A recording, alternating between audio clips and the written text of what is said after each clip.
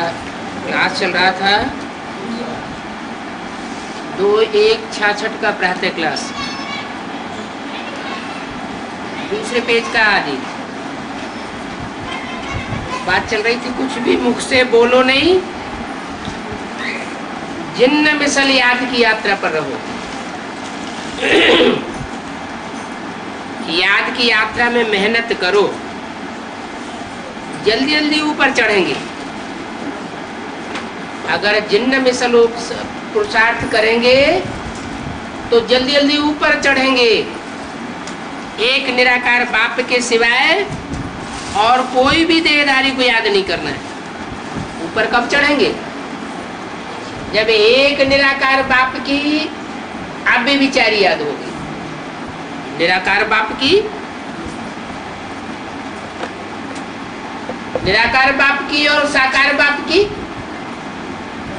क्या मतलब हुआ? निराकार बाप कौन और साकार बाप कौन? निराकार बाप सुप्रीम सोल और साकार बाप सारी मनुष्य सृष्टि का प्रजापिता। लेकिन प्रजापिता की पहचान जब तक निराकार शिव प्रवेश न करे तब तक हो नहीं सकती। और शिव की याद भी, निराकार ज्योति बिंदु की याद भी निरंतर और सहज तब तक हो नहीं सकती जब तक वो प्रजापिता में प्रवेश न करे। तो जैसे आत्मा और शरीर का संयोग होता है तो सारा कार्य व्यवहार चलता है संसार का। आत्मा अलग हो जाए और शरीर अलग हो जाए तो कोई कार्य व्यवहार नहीं चल सकता। ऐसे ही सुप्रीम सोल जब तक अपने मुकर्रर रथ में प्रवेश नहीं करता तब तक कोई को भी निराकारी की निरंतर याद नहीं आ सकती और सहज याद भी नहीं आ सकती। शर्त एक और है कि सिर्फ एक को ही याद करे। एक को और दो को और चार को बिंदी के लिए नहीं कहा जाता।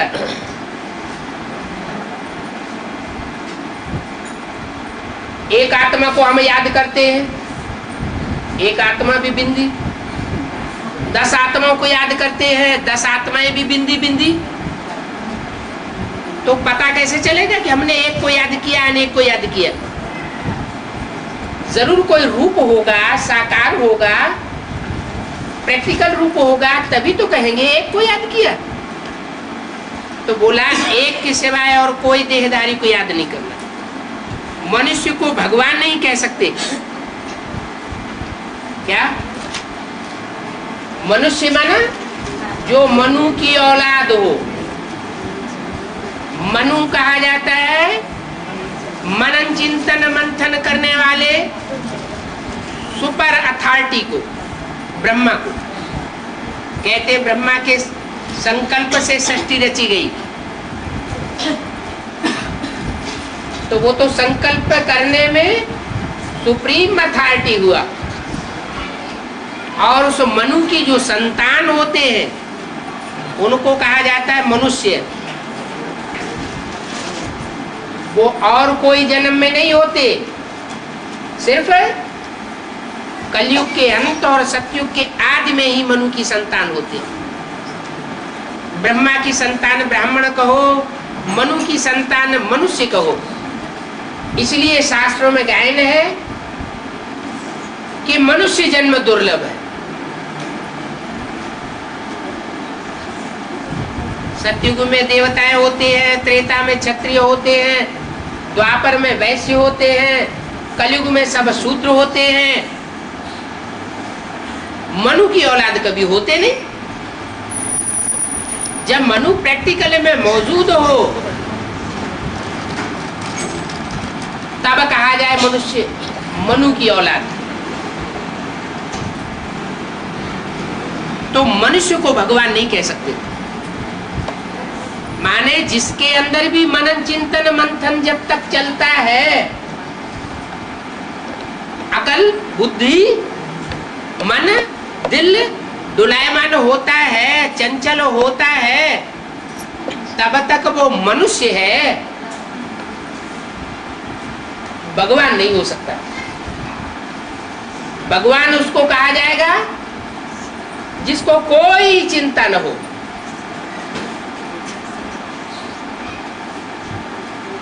उसको मनन चिंतन करने की दरकार ही नहीं। मनन चिंतन वो करते हैं जिनको अपने बारे में और दूसरों के बारे में कोई पता नहीं होता। सुप्रीम सोल तो जिसमें प्रवेश करता है उसकी निराकारी ऐसी स्टेज बनाए देता है तो उसे संकल्प चलाने की दरकार ही नहीं, क्योंकि उसे अपने पार्ट की अनुभूति हो जाती है। जिसे अपने पार्ट की अनुभूति हो जाए उसे मंथन मनन चिंतन करने की दरकार ही नहीं। इसलिए कहा मनुष्य को भगवान नहीं कहा जाता। तो ऐसी स्टेज की बात है, ये बड़ी समझने की बात है। चित्र बड़े अच्छे अच्छे बने हुए हैं, देखा जाता है प्रदर्शनी में, समझाने से हर एक की शक्ल से मालूम पड़ जाता है। जैसे बाबा भी सामने सबको देखते हैं, जो अच्छी रीति समझते हैं वो तो झूलते रहते हैं। जिनकी बुद्धि में बाबा की बताई हुई बातें बैठती हैं उनकी तो कांध हिलती रहेगी, उनका सर हिलता रहेगा। और जिनकी बुद्धि में कुछ बैठेगा नहीं तो वायरे मिसल देखते रहेंगे। अच्छी चीज देख करके मनुष्य झूलने लगते हैं ना। तुम बच्चों के चेहरे पर सदैव खुश मिजाजी होनी चाहिए। क्यों? ये नशा चढ़ा रहे हैं कि भगवान हमको पढ़ाते हैं। हमको कोई पढ़ाने वाला मनुष्य गुरु नहीं है। मनुष्य गुरुओं ने तो 2500 साल की हिस्ट्री कहती है कि मनुष्य गुरुओं ने पढ़ाई पढ़ाकर दुनिया को नीचे डाल दिया। अगर मनुष्य गुरुओं की पढ़ाई पढ़ाने से ही काम चल जाए तो भगवान को इस सृष्टि पर आने की दरकार नहीं रहती। भगवान ही सृष्टि पर आते हैं और हमको पढ़ाते हैं, सारी दुनिया को नहीं पढ़ाते। क्या सारी दुनिया भगवान की पढ़ाई पढ़ करके नर से नारायण जैसा देवता बन जाएगी? नहीं बनेगी। कोई लिमिटेशन होगी ना। जैसे दुनिया में भी सब पढ़ाई पढ़ते हैं तो जितने भी पढ़ने वाले हैं वो सब ऊंचा ओहदा पा जाते हैं क्या? सबको नौकरी मिल जाती है क्या? नहीं मिलती। तो ऐसे ही परमात्मा भी जब इस सृष्टि पर आते हैं, राजयोग सिखाते हैं, तो राजयोग जो जो सीखते हैं उनमें जो सुध बुद्धि होते हैं, तीखा पुरुषार्थ करते हैं, वो जन्म जन्मांतर की राजाई प्राप्त करते हैं। हिस्ट्री में इतने बड़े बड़े छोटे छोटे राजाएं हुए, उन राजाओं को राजाई करना किसने सिखाया? कब सिखाया? किसी ने तो सिखाया होगा।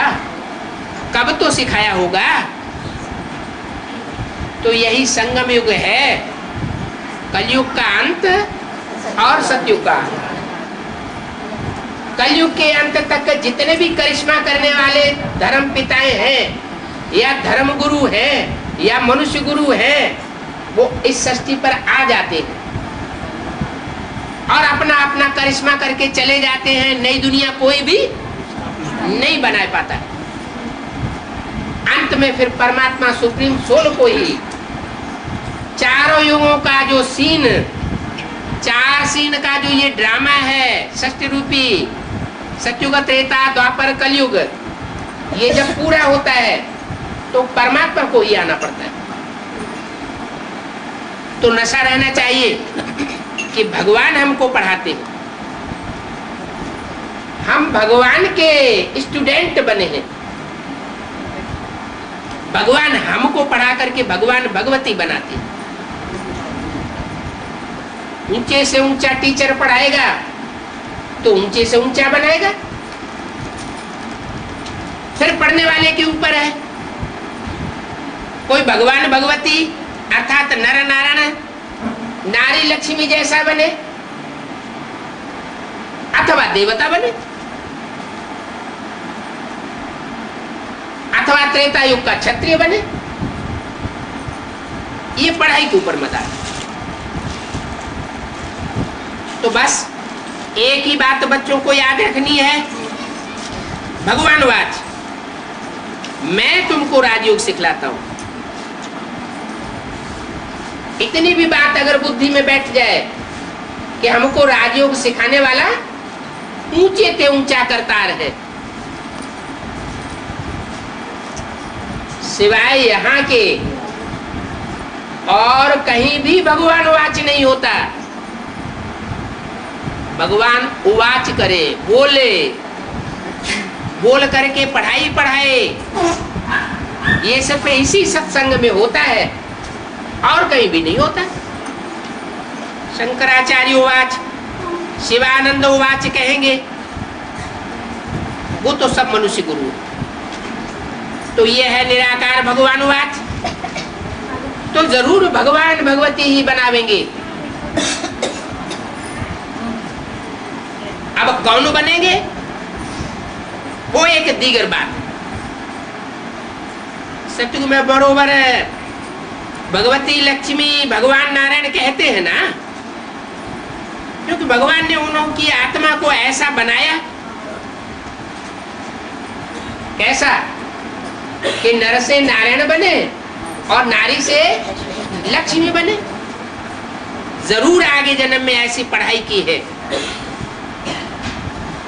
लक्ष्मी नारायण बनने से पहले का जो जन्म है उसमें जरूर उन्होंने श्रेष्ठ पढ़ाई पढ़ी है। ये पढ़ाई है नई दुनिया अमरलोक के लिए। बहुतों को ये गलत फहमी हो जाती है कि जैसे वो गुरु लोग छू मंत्र काली करते हैं तो इस जन्म के लिए फायदा हो जाता है। बाप कहते हैं मैं आत्मा को पढ़ाई पढ़ाता हूं, देह को पढ़ाई नहीं पढ़ाता। देह का कनेक्शन इस एक जन्म से है और आत्मा का कनेक्शन अनेक जन्मों से। तो मैं अनेक जन्मों की प्राप्त कराता हूं, अनेक जन्मों की राजाई तुम मेरे से प्राप्त करते हो। तो ये पढ़ाई नई दुनिया के लिए है। इस पढ़ाई से तुम विश्व के मालिक बनते हो। राजयोग में सूर है, पतित पावन बाप ने ही ऐसा पावन विश्व का मालिक बनाया है। लक्ष्मी नारायण को ऐसा पावन किसने बनाया? परमपिता परमात्मा ने बनाया। बाप आते ही है संगम युग पर। राम राज्य में तो कोई उनको बुलाते ही नहीं। जब इस दुनिया में रावण राज्य होता है चारों ओर, किसका राज्य? रावण का राज्य। राम के राज्य में और रावण के राज्य में क्या अंतर दिखाते हैं? रावण को अनेक सिर है और राम को एक सिर, माने वो एक ही बुद्धि वाली बात बताता है। क्या कोई दुकान होती है ना तो कहते हैं एकदम एक ही बात। तो वो सुप्रीम सोल भी आकर के बताते हैं कि गॉड इज ट्रुथ कहा जाता है। सत्य एक होता है, सत्य अनेक नहीं हो सकते। तो मैं आकर सत्य बात बता करके सतयुग की स्थापना करता हूं। बाप कहते हैं राम राज्य में मुझे कोई नहीं बुलाता।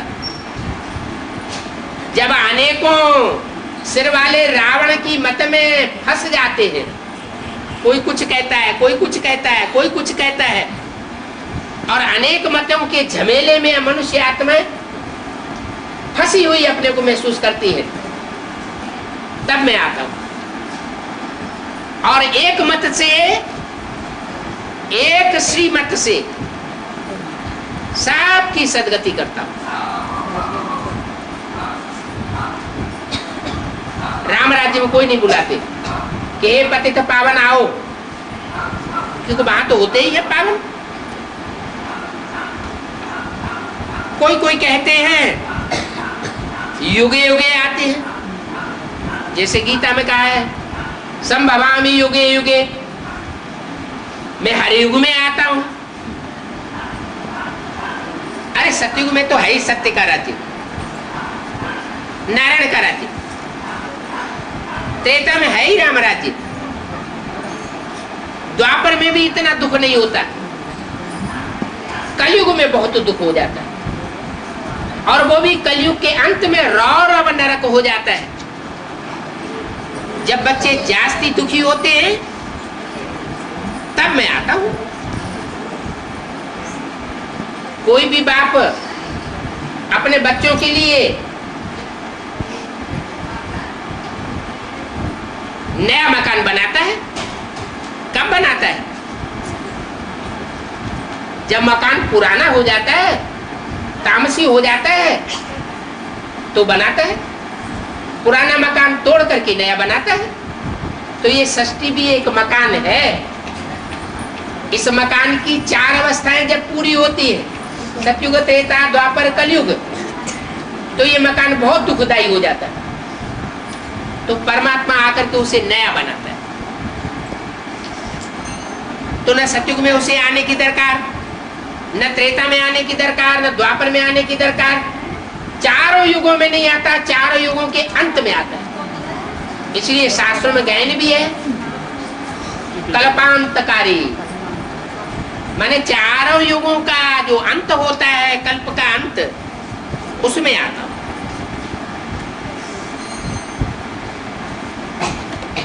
तो जो कहते हैं संभवामि युग युग, ये झूठी बात है। हर युग में मुझे आने की दरकार नहीं है। ऐसे नहीं कि द्वापर युग के अंत में कृष्ण के रूप में आऊंगा, कृष्ण भगवान बन के आऊंगा और पापी कलयुग की स्थापना करके चला जाऊंगा। तो भगवान के आने का फायदा क्या हुआ?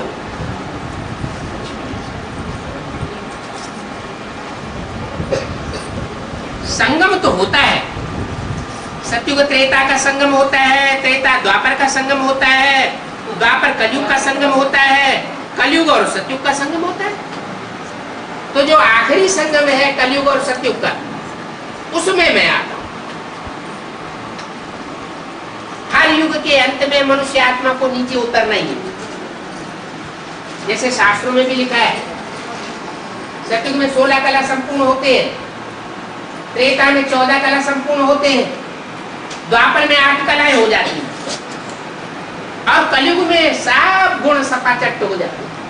मनुष्य में कोई गुण नहीं रहता। मुझे गुण आरे में कोई गुण नहीं। तब मैं आता हूं, तुमको फिर से गुणवान देवता बनाता हूं। तो हर युग में आत्मा को उतरना ही है।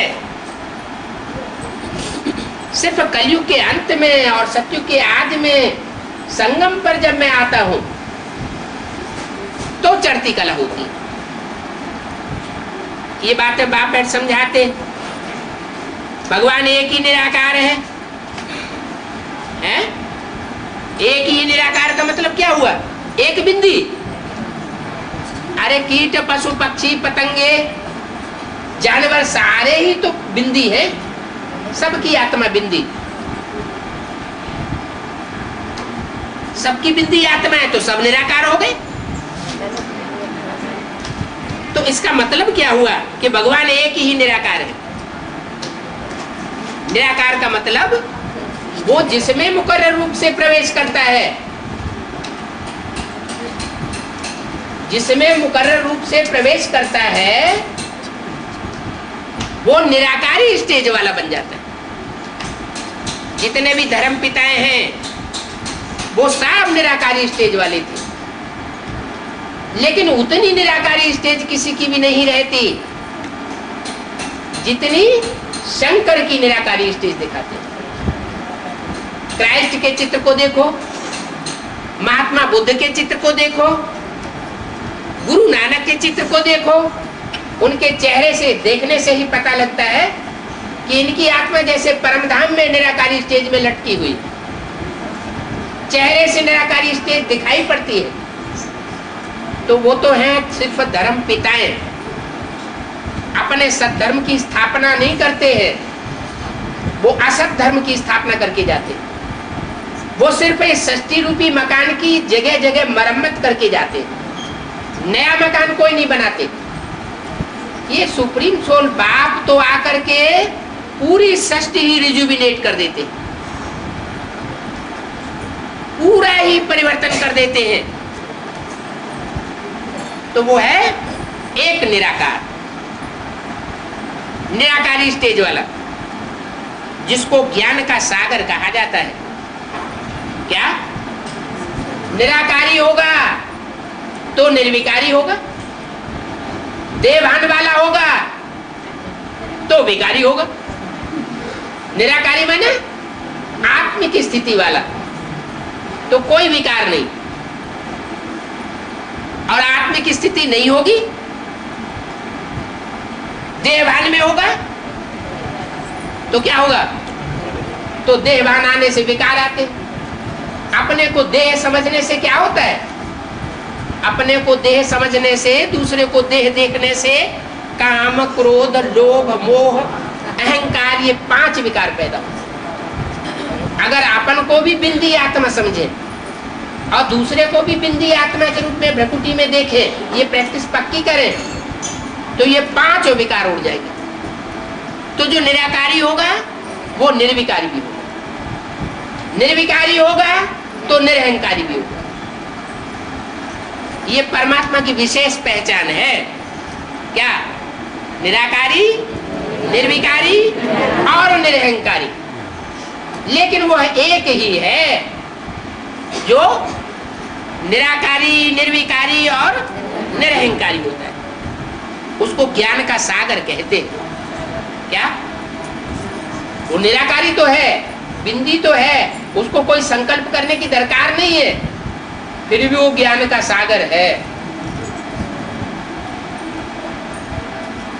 ज्ञान का सागर है और पतितों को पावन बनाने वाला है। उसको पतित पावन कहा जाता है। क्या? जिसके अंदर कोई भी प्रकार के संकल्प विकल्प न चले, वो ही पतितों को पावन बनाने वाला निराकार परमात्मा है। तो बोला सर्व को पतित से पावन बनाने वाला वो बाप है। जिस समय मुरली चलाई गई उस समय ये नहीं कहा कि पतितों को पावन बनाने वाला यह बाप है। मैंने ब्रह्मा के तन में माउंट आबू में वाणी चलाई गई ना, तो उस समय नहीं कहा कि यह बाप है। क्या कहा? वह बाप है, मैंने दूर कर दिया। भविष्य में वो पार्ट प्रत्यक्ष होने वाला। ब्रह्मा के रूप में अगर भगवान पतित पावन के रूप में प्रत्यक्ष हुआ होता तो ब्रह्मा की पूजा होती, ब्रह्मा के मंदिर बनते, ब्रह्मा की मूर्तियां बनती, लेकिन नहीं बनती, पूजा नहीं होती।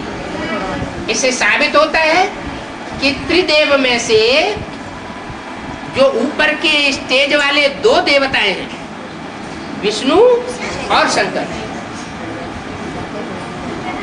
शंकर को कहा जाता है महादेव। देव ब्रह्मा, देव विष्णु, देव देव महादेव। माना वो सबसे ऊंची हस्ती है, देवताओं में भी सबसे ऊंची हस्ती है। उस ऊंची हस्ती में ही सुप्रीम सोल प्रवेश करता है और प्रवेश करके पतितों को पावन बनाता है। तो भारत में ही गायन है, तुम माता पिता हम बालक तेरे। दूसरे देशों में ये गायन नहीं है। तो जरूर वो ब्रह्मा के रूप में आकर के माता बनता है, ब्राह्मण बच्चों को जन्म देता है, उनकी प्यार से पालना करता है,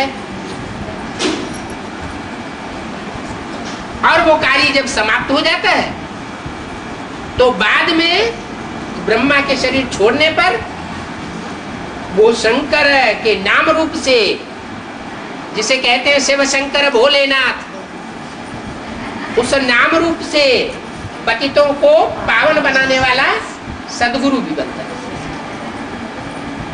वर्षा देने वाला बाप बनता है, और सुप्रीम टीचर भी बनता है।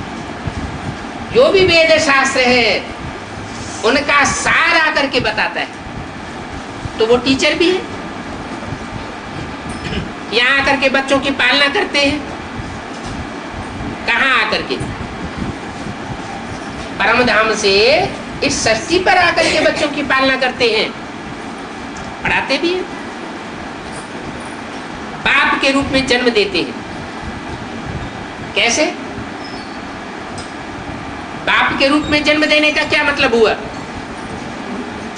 ज्ञान ले लिया, मैं आत्मा बिंदु हूं, परमात्मा ज्योति बिंदु है, सृष्टि के चारों युगों का चक्र कैसे फिरता है वो भी जान लिया, तो क्या हमें अपनी आत्मा की पहचान हो गई है? ये पहचान तो सबको हो गई कि मैं आत्मा बिंदु। असली पहचान ये है कि मैं आत्मा इस सृष्टि रूपी रंगमंच पर सबसे श्रेष्ठ पार्ट बजाने वाली कौन सी आत्मा हूं? मुझे आत्मा ने 84 चोले धारण किए, उन 84 चोलों में सबसे श्रेष्ठ मेरा पार्ट कौन सा है, ये आत्मा को पता लग जाए। आत्मा पार्टधारी है, रंगमंच पर पार्ट प्ले करती है, अनेक चोले बदलती है, तो उसे अपने श्रेष्ठ पार्ट का पता होना चाहिए। तो बाप आकर के बताते हैं कि मैं तुम्हें जन्म देता हूं। माना बाप जब तक नहीं आते तब तक हमें अपने आत्मा के स्वरूप का साधारण परिचय भी नहीं मिलता कि मैं आत्मा बिंदु हूं, और विशेष परिचय भी नहीं मिलता कि मैं आत्मा 33 करोड़ देवताओं में से कौन से देवता का विशेष पाठ बजाने वाली हूं, कौन सी देवी का विशेष पाठ बजाने वाली हूं। तो वो आकर के पहचान देता। माना बाप आकर के हमें जन्म देते हैं। जन्म देना माना हमारे स्वरूप की प्रत्यक्षता करते हैं। जैसे बच्चा पैदा होता है, जब तक पैदा नहीं हुआ है तब तक गर्भ में गुप्त है, नहीं जानते कि बच्चे का रूप क्या होगा, स्वरूप क्या होगा। जब बाहर आता है तो प्रत्यक्ष होता है। तो ऐसे ही जो भी ब्राह्मण बच्चे पढ़ाई पढ़ने वाले हैं वो सुप्रीम सोल बाप की पढ़ाई पढ़ करके अपने स्वरूप को पहचान लेते कि मुझे आत्मा का कौन सा स्वरूप है। तो पढ़ाते भी है, फिर यात्रा भी सिखाते हैं। यह है तुम्हारी रूहानी यात्रा। कलयुगी गुरु तो इसी रूहानी यात्रा को जानते नहीं। रूहानी यात्रा सुप्रीम रूह सिखाते हैं। जिस्मानी यात्रा है, जिस्मानी पंडे सिखाते ले जाते हैं, और रूहानी यात्रा रूहानी बाप सिखाते हैं। क्या ये बाहर की दुनिया में ही जिस्मानी पंडे होते हैं, या ब्राह्मणों की दुनिया में भी जिस्मानी पंडे होते हैं? ब्राह्मणों की दुनिया में भी ऐसे जिस्मानी पंडे होते हैं जो अपना पैसा कमाने के लिए, अपना वर्चस्व रखने के लिए बार बार यात्रा पर ले जाते हैं। कहते हैं चलो पहाड़ों पर, वहां भगवान बैठा हुआ।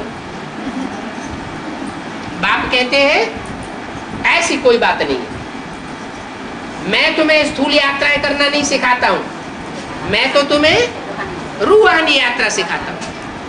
ये रूह की ऐसी स्टेज बन जाए कि तुम इस शरीर में रहते हुए ही शांति धाम का अनुभव करने लगो। आत्मा निसंकल्पी हो जाए, कोई संकल्प नहीं। तो रूहानी यात्रा सुप्रीम रूह सिखाते हैं। तुम बच्चे जानते हो निराकार बाबा, हम निराकार बच्चों को रूहानी यात्रा सिखाते हैं। क्या किसको सिखाते हैं? हैं? निराकार बच्चों को। निराकार बच्चों का क्या मतलब हुआ? जिन्होंने प्रैक्टिस की है निराकारी स्टेज की, जिनको ये ज्ञान मिला है कि मैं आत्मा ज्योति बिंदु हूं। सिर्फ दिखाने के लिए बिंदी या टीका लगाने की बात नहीं, ये तो धर्मगुरुओं ने सिखाया। लेकिन बाप ये बताते हैं कि तुम बच्चे ज्योति बिंदु आत्मा हो, चमकता हुआ प्रकृति में सितारा हो। वो सितारे की रोशनी तुम्हारी आंखों से चमक रही है। ये आंखें रोशनी जब तक देती हैं, वो आत्मा रूपी बैटरी की रोशनी है। जब तक बैटरी शरीर में है तो आंखों में चमक है, और जब आत्मा रूपी बैटरी निकल जाती है तो वो आंखों की चमक खत्म हो जाती है। तो बाप कल्प कल्प संगम पर आते हैं। ब्रह्मा द्वारा ब्राह्मण संप्रदाय रचते हैं। नाम भी है प्रजापिता ब्रह्मा। विष्णु व शंकर को व नारायण को प्रजापिता नहीं कहेंगे। क्या कहा है? न विष्णु को प्रजापिता कहेंगे, न शंकर को प्रजापिता कहेंगे, क्योंकि शंकर माना मिक्स, उसमें शिव की सोल भी है, उसमें ब्रह्मा की सोल भी है। शंकर, शंग माना शिव, का माना कृष्ण, रा माना राम। तीन आत्माओं का मिश्रण हो जाता है। जैसे किसी व्यक्ति में कई कई भूत प्रवेश कर जाते हैं, वो तो भूत प्रेत होते हैं, अनिष्ट करने वाली आत्माएं। ये तो कल्याणकारी आत्माएं हैं। तो प्रजापिता एक ही है। क्या मिक्स को प्रजापिता नहीं कहा जाता? सूक्ष्म वतन में तो प्रजा होती नहीं है, प्रजा कहाँ रची जाएगी? साकार सृष्टि पर रची जाएगी या ऊपर सूक्ष्म वतन परम धाम में रची जाएगी? साकार सृष्टि पर। नई दुनिया में है विष्णु का राज्य, अर्थात तो दो रूप लक्ष्मी नारायण का राज्य कहा जाता है। दो रूप कौन कौन? एक सतयुगी लक्ष्मी नारायण और एक संगमयुगी लक्ष्मी नारायण। तखत के पिछाड़ी विष्णु का रूप रखें तो भी एक ही बात है, साक्षात्कार भी विष्णु का होता है। ये प्रवृत्ति मार्ग का अर्थ समझाने के लिए है। क्या विष्णु माना चार भुजाएं मिक्स हो गई, माना दो पेयर हैं, दो युगल हैं, जिनके स्वभाव संस्कार मिलकर के एक हो जाते हैं। कौन कौन दो युगल? राम के साथ सीता और कृष्ण के साथ राधा। ये तो उनके हुए त्रेतायुगी सतयुगी नाम। अब वर्तमान संगम युग के नाम कौन कौन से हैं? ब्रह्मा के साथ सरस्वती, उन्हीं आत्माओं के नाम है। ब्रह्मा के साथ सरस्वती और शंकर के साथ पार्वती। ये चारों आत्माओं के संस्कार और स्वभाव मिलकर के जब एक हो जाए तो विष्णु बना। बाकी कोई चार भुजाओं का कोई व्यक्ति नहीं होता है जो विष्णु कहा जाए। अगर हुआ होता तो उसके कुल में आज भी चार भुजाओं के लोग पैदा होते। लेकिन ये समझने की बातें हैं। प्रवृत्ति मार्ग का अर्थ है, इसका अर्थ तुम बच्चों को समझाया जाता है। विष्णुपुरी में लक्ष्मी नारायण का राज्य है, ये बातें तुम बच्चे समझते हो, बरोबर हम विष्णुपुरी के मालिक बनते हैं। तुम ये ऐलान भी कर सकते हो कि हम ब्रह्मा कुमार कुमारी बेअद की बाप की श्रीमत पर तन मन धन से भारत की सेवा करते हैं। क्या ऐलान कर सकते हो कि हम अपने ही तन मन धन से नई दुनिया, नए राज्य की स्थापना करते हैं। हम किसी से भीख या डोनेशन नहीं लेते। जो भीख और डोनेशन लेने वाले हैं वो कभी भी नई दुनिया की स्थापना नहीं कर सकते। हम पवित्र वन रूहानी यात्रा सीखते हैं। आधा कल्प तो जिस्मानी यात्रा करते आए हैं, अभी हम एक जन्म में रूहानी यात्रा करते हैं। सतयुग में भी यात्रा होती नहीं है, हमको एक ही यात्रा में बादशाही मिल जाती है। बार बार यात्रा करने की हमको दरकार ही नहीं।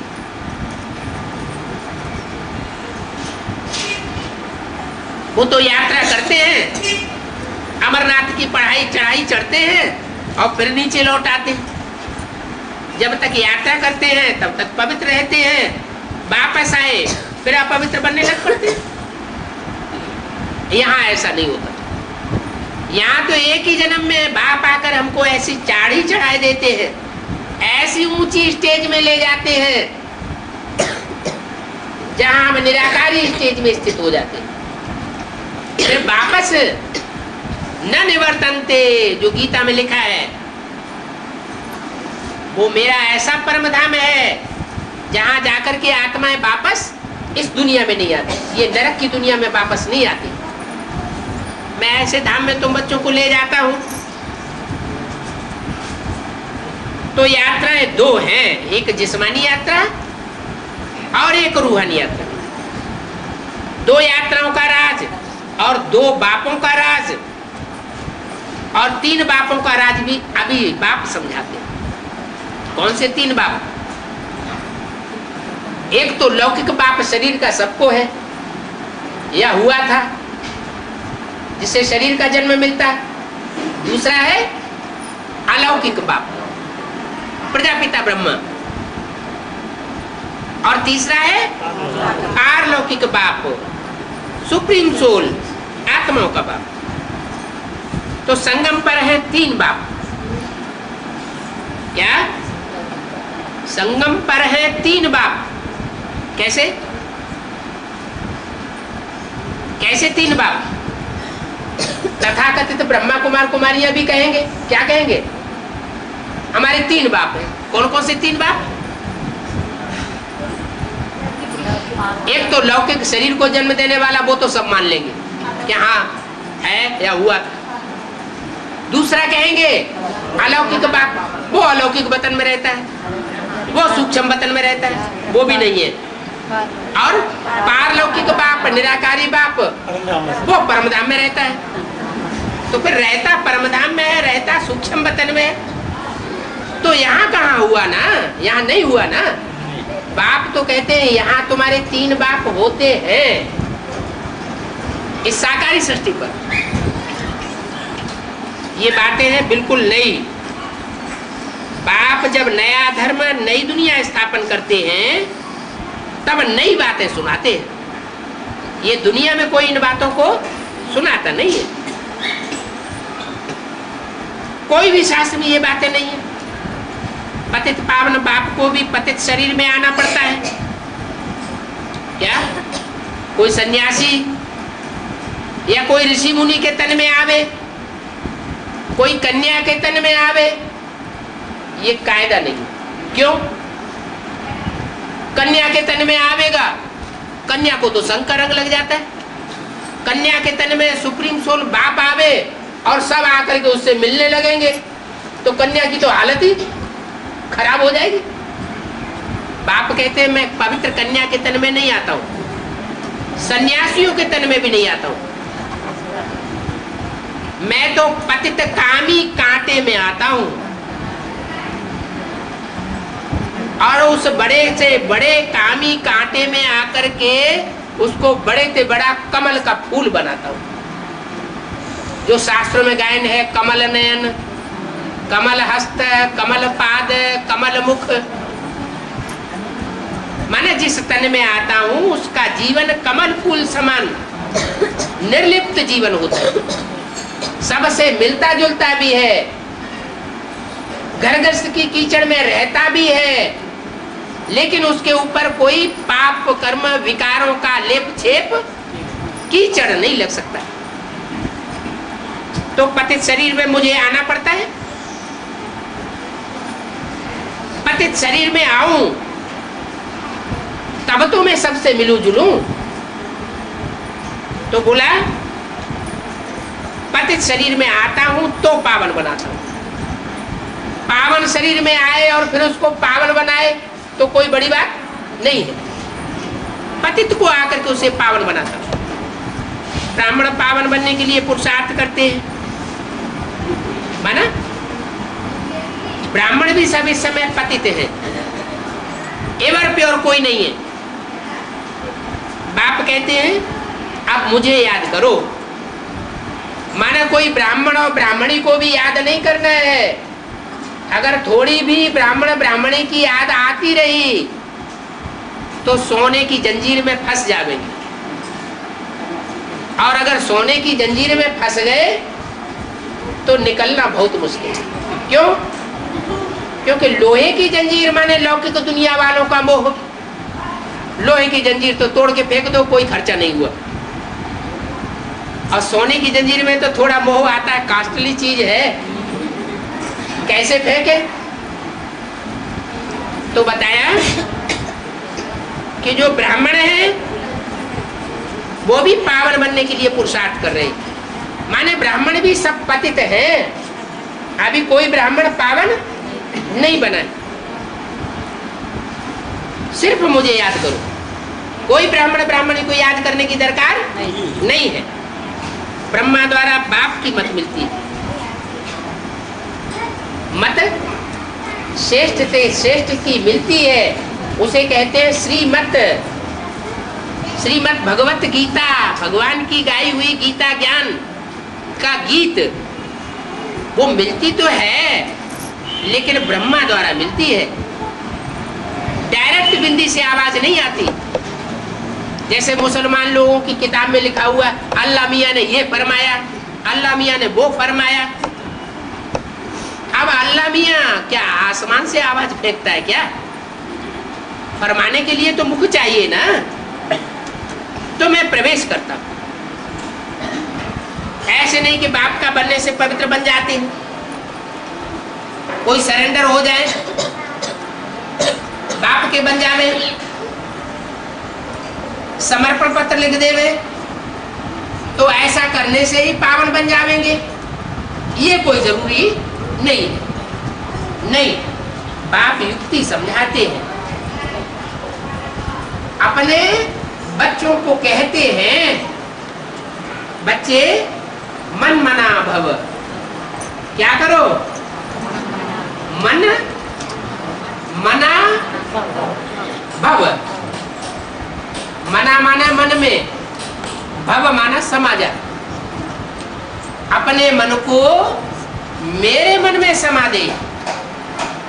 माना जैसे मैं निसंकल्पी स्टेज वाला हूं, वैसे तू भी निसंकल्पी स्टेज वाला बन। माना सैंपल सामने रख दिया ब्रह्मा का, प्रजापिता का, कि जैसी उसकी मन बुद्धि है वैसी ही तुम बच्चों की मन बुद्धि भी होनी चाहिए। कोई भी बातों में क्रॉस नहीं होना चाहिए। वाचा से क्रॉस हो जाए, प्रजापिता ब्रह्मा के द्वारा कुछ बोला जाए और बच्चे कुछ और बोले, कर्मेंद्रियों में क्रॉस हो जाए, बाप कुछ और कराना चाहता है, करना चाहता है, बच्चे कुछ और ही उल्टा करने लग पड़े। नहीं, वाचा में भी क्रॉस न हो, कर्मेंद्रियों से भी क्रॉस न हो, और मनसा के संकल्पों में भी किसी बात में क्रॉस नहीं होना चाहिए। माना जो बाप का संकल्प तो बच्चों का संकल्प होना चाहिए, यानी संकल्प मात्र भी विरोधाभास न हो। जैसे बाप चलाना चाहे वैसे चले।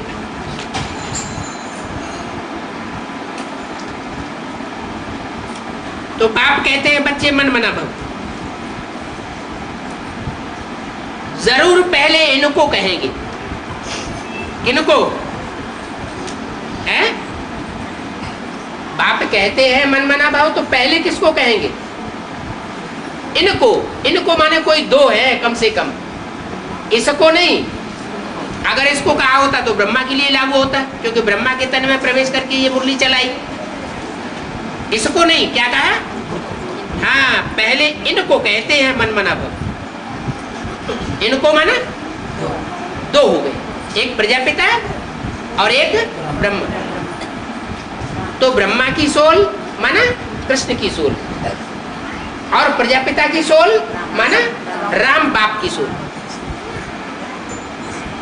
माने इनको पहले पहले निराकारी स्टेज में जाना पड़े।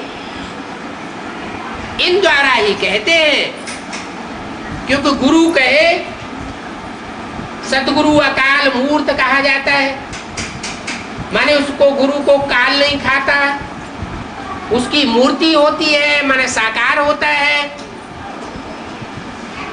और जिसके द्वारा कहते हैं तो वो तो साकार ही हुआ। इनके द्वारा कहते हैं माम एकम याद करो।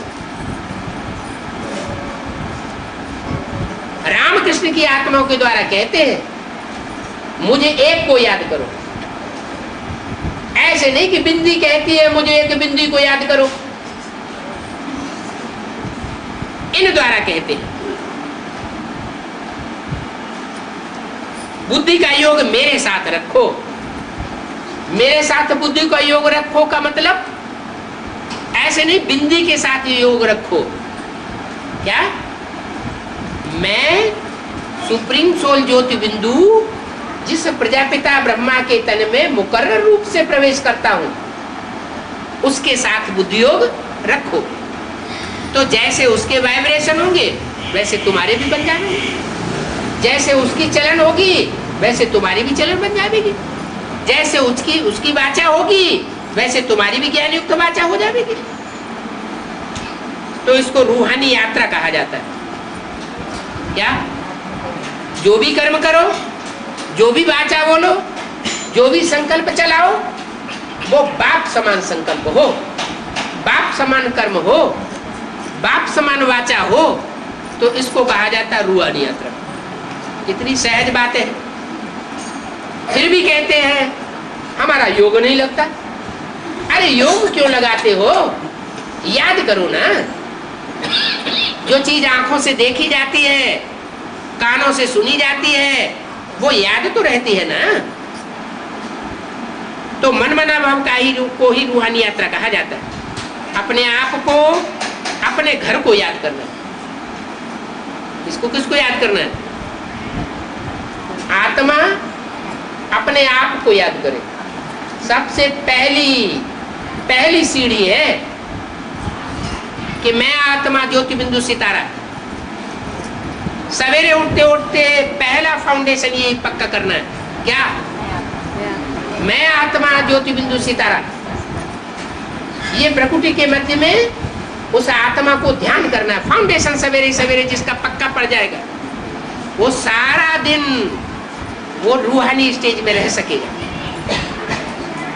तो अपने बाप को याद करो, अपनी आत्मा को याद करो, और घर को याद करना। क्या? अपना घर कौन सा है? निराकारी धाम। निराकारी धाम। धाम माना हमारी बुद्धि जहां, आत्मा मन बुद्धि जहां टिकी रहे।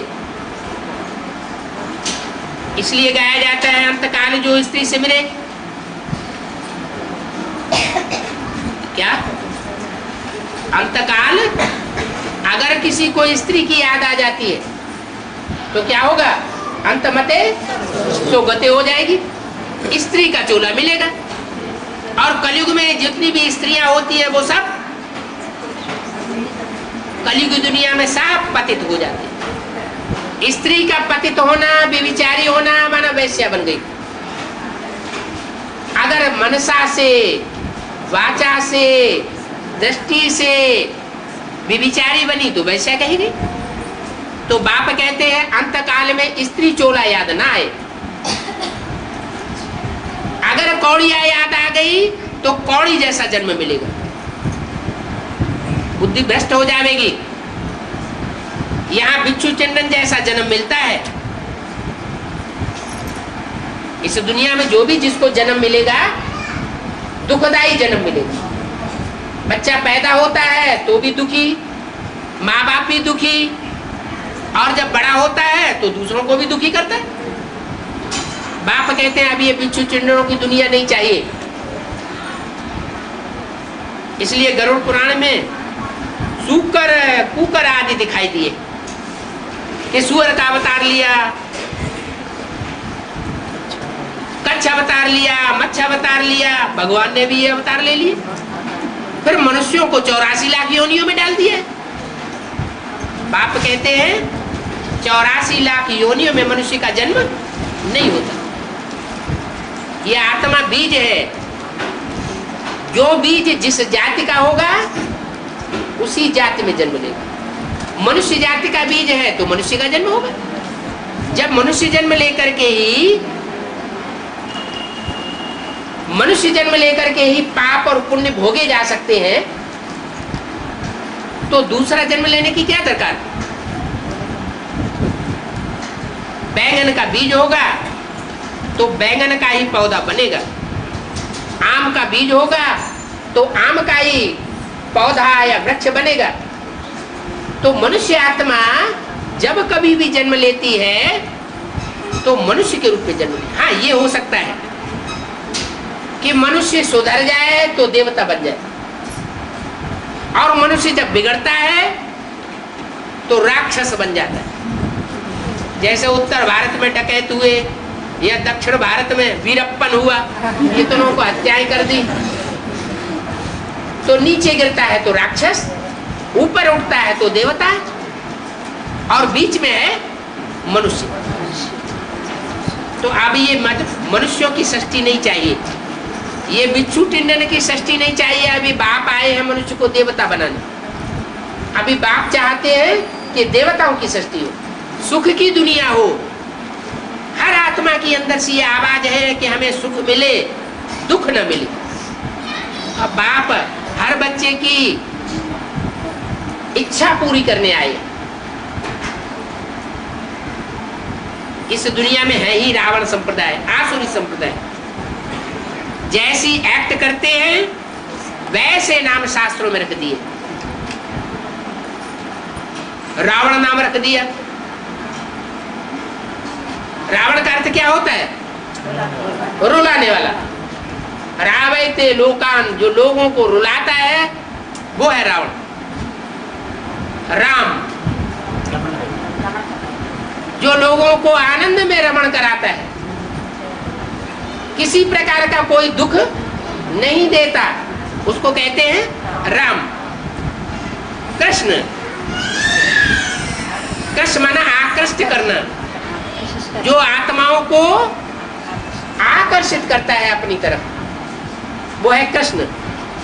युधिष्ठिर, युधिष्ठिर माने युद्ध में स्थिर रहने वाला, भाग जाने वाला नहीं, स्थिर रहने वाला। दुर्योधन, दुष्ट युद्ध करने वाला। एक युद्ध होता है, नीति नियम प्रमाण युद्ध किया जाता है, तरीके से लड़ाई लड़ो। एक ऐसा होता है कोई नियम प्रमाण, कोई नियम वगैरह हम नहीं मानते, हम जहां मौका देखेंगे हम तो खलास कर देंगे। तो ये जो नाम है शास्त्रों में, वो किस समय की यादगार है? वर्तमान समय जब परमात्मा इस सृष्टि पर आता है, संगम युग पर, तो जो जो जैसे काम करता है वैसे वैसे उसके नाम रख दिए जाते। तो अभी चेहरे तैयार हो रहे हैं ब्राह्मणों की दुनिया में। कौन का राक्षसी चेहरा है, कौन का देवताई चेहरा है, वह थोड़े समय में ही प्रत्यक्ष होने वाला है। नंबरवार पुरुषार्थ अनुसार प्रत्यक्ष होने वाला है। अभी बाप कहते हैं सीधा तरीका बताता हूं, मन मना बन। मेरे मन में समा जा, मेरे को याद कर और मुझे एक को याद कर। अगर व्यभिचारी याद होगी तो फायदा होने के बजाय नुकसान होता रहेगा और घाटा पड़ जाएगा। माला का मणका नीचे उतर जाएगा। क्या रुद्रमाला है ना, वो 500 करोड़ की भी रुद्रमाला है। तो 500 करोड़ के जो मणके हैं वो अभी ऊपर नीचे हो रहे हैं। 33 करोड़ की भी माला, 33 करोड़ देवताएं होते हैं। फिर 9 लाख की भी माला, 9 लाख हार कहा जाता है। आसमान में 9 लाख सितारे कहे जाते हैं, वो हैं आसमान के जड़ सितारे। और तुम बच्चे हो धरती के चैतन्य सितारे। ये धरती के चैतन्य 9 लाख सितारे अब सारी दुनिया में चमक मारने वाले हैं ज्ञान की। ऐसी चमक मारेंगे कि सारी दुनिया में परमात्मा बाप, वो जो निराकार है, जिसको अपना शरीर नहीं है, वो सारी दुनिया में प्रत्यक्ष हो जाएगा।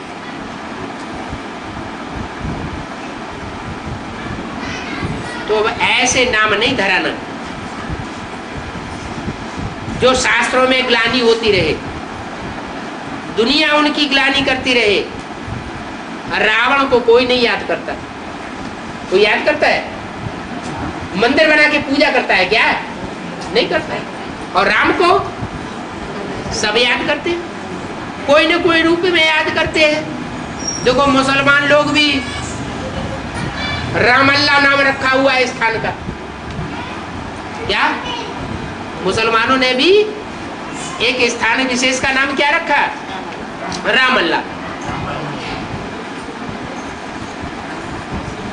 तो राम और राम संप्रदाय ये बनने का पुरुषार्थ करना है।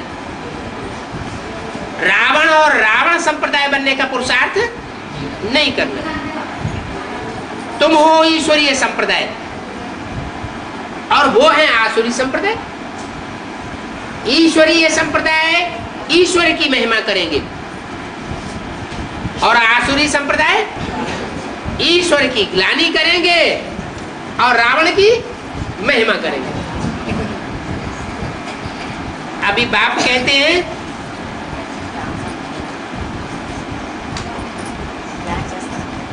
कि अगर बाप को याद नहीं करते, उल्टे सुल्टे काम कर लेते हैं, उल्टी सुल्टी बातें करते हैं, उल्टे सुल्टे कर्म कर लेते हैं, तो फिर असुर बन जाते। याद करने से फिर कुछ थम जाते हैं। जब तक याद में रहते हैं तब तक थमे रहते हैं, और जहां याद टूटी और संग का रंग आसुरी दुनिया का लगना शुरू हो जाता है।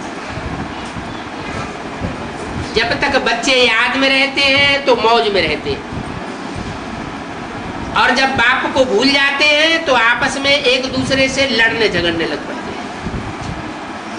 आगे तुम बच्चों को ये प्रैक्टिस कराई जाती थी, एकदम सूक्ष्म बटन बनाओ, आवाज बिल्कुल न हो, क्योंकि सूक्ष्म बटन में तो हर बात सूक्ष्म होती है। बातचीत भी सूक्ष्म इशारे से। कोई भी आवे तो समझे कि देखो ये कितना शांत में रहते हैं, हम जैसे सूक्ष्म वतन में। फिर अंत में मूल वतन चले जाएंगे। मूल वतन माना जहां आत्माएं मूल रूप में, बिंदु बिंदु रूप में रहती हैं, जिसको अंग्रेज लोग कहते हैं सोल वर्ड, सुप्रीम एबोड। मुसलमान लोग कहते हैं अर्श, खुदा अर्श में रहता है। तो फिर हम सब मूल वतन में चले जाए। आवाज कम, इसको रॉयल्टी कहा जाता है। क्योंकि तुम बच्चे विश्व के रायल मालिक बनते हो ना। तुम समझते हो हम कितने लायक बनेंगे और कितने रायल बनेंगे। फिर जब पतित बनते हैं तो अपने ही चित्रों की बैठ पूजा करते। हम ही देवताएं थे सतयुग में। फिर द्वापर कलयुग में जब नीचे उतरते हैं, भिखारी बनते हैं, तो अपने ही देवताओं के रूप बैठ करके पूजा करने लग पड़ते। तो ये सारे रात बाप बैठ बच्चों को समझाते। अच्छा, ओम